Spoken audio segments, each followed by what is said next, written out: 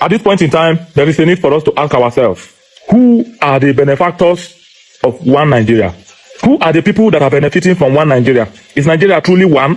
The most stupid thing I've come to understand over time is the fact that whenever somebody come up to talk about a need to divide Nigeria, a lot of fools think that it is a bad idea. We see it as a bad thing. We see it as a criminal offense for somebody to say Nigeria is supposed to be divided. Meanwhile, Nigeria is not united.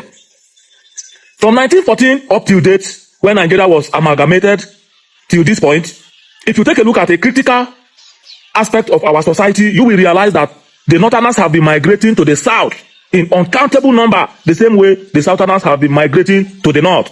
And this migration has been very, very active. But yet, if you talk about Northern Nigeria, it is still easy for you to know the people of Northern Nigeria and segregate them. If you talk about Southern Nigeria, it is easy for you to segregate them. Why? Because there was no intermarital affairs between these people. And what has been preventing the intermarital affairs? Igbo cannot marry Hausa. Hausa cannot marry Igbo. Yoruba cannot marry Hausa. Hausa cannot marry Yoruba. Because of what? Religious and cultural differences.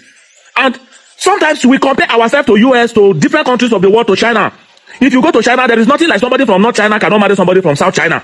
Everybody in China, once they meet themselves, they find love within themselves, they get married to themselves. The same thing with America. There's nothing like there is a part of America that not marry the other part of America. But in Nigeria, if we have been intermarrying within ourselves since the amalgamation of Nigeria till this point, it would have been very, very, very difficult for you to talk about one ethnic group successfully, because we would have had over 11 million people whose father are Igbo and their mothers are Hausa, and over 20 million people whose father are Hausa and their mothers are Igbo. The same thing with Yoruba. And that intermarital relationship would have deleted everything that has to do with tribalism and nepotism among us.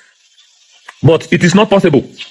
So you will see that the amalgamation of Nigeria was done in a very clinical manner that keep us segregated, so that there will be, just like mixing a cup of oil with a cup of water, knowing fully well that they will not mix together, so that we can easily be exploited. And whenever you talk about one Nigeria, who are the people that are benefiting from it? A very few elites.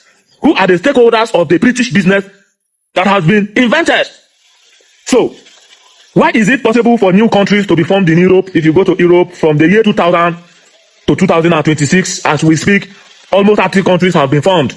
New countries, without agitation, without war, without fight. So why is it easy for new countries to be formed in other places around the globe? Kosovo, Serbia, Slovakia, Montenegro, Uzbekistan, Kazakhstan, different countries.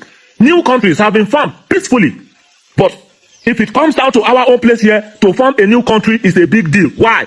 Mind you, if you go to Europe, you will realize that Lagos is bigger than countries like Greece, Portugal, Sweden, Switzerland, Belgium, different countries of Europe, Lagos alone. And I bet you that all the states in Nigeria, including the smallest states,